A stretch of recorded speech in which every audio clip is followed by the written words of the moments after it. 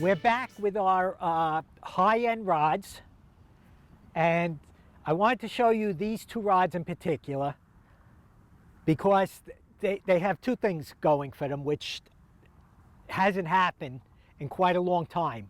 Both of them are using new materials, which make them both extremely light and extremely strong. The first rod up that I'll show you is a Century, and they call this rod the Weapon. And I got to tell you, this rod is unbelievable. This one is 8 foot. It's extremely, extremely light. I have mine paired with a VR50, which is a light reel to begin with. And I'm really looking forward to walking the beach this year, casting for fluke, and getting up on the jetties. I have no qualms about getting on the end of a jetty and fishing for albies with this. It's 8 foot. It casts from a 1/2 ounce to 2.5 ounce, and the rod is unbelievable. It's incredibly strong. If you look at this again, we'll look at the action on it. It's a faster action, but it carries a moderate bend in it, which is what I kind of think is important if I'm fluke fishing. Because once you hook a fluke and he starts bouncing around on some of these faster action rods, I have a tendency to drop fish. So this rod, they're using a new material in here called graphene, which is a little more expensive, a lot more expensive actually, but makes a hell of a difference on the rod. Super strong, and this rod you can buy it either in a factory version at Advanced Fishing USA, or you can see your rod builder and have him build you a custom.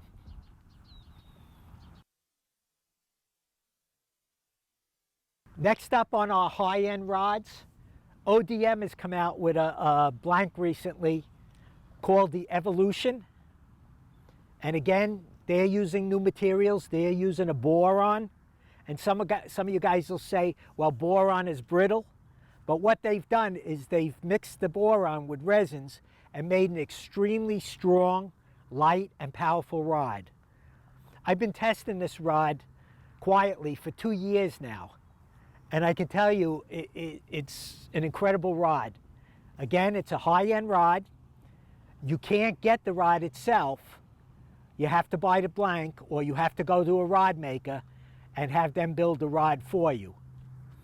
This rod here that I built is built with all high-end materials. I put titanium Torzite guides on it, and the rod comes in under 12 ounces for the entire rod. Disregard this color, because this color was sent in error. What they've done is the correct color that's going to be, if you were to order the rod now, is a chameleon base paint. And you can see it goes from a purple to a green.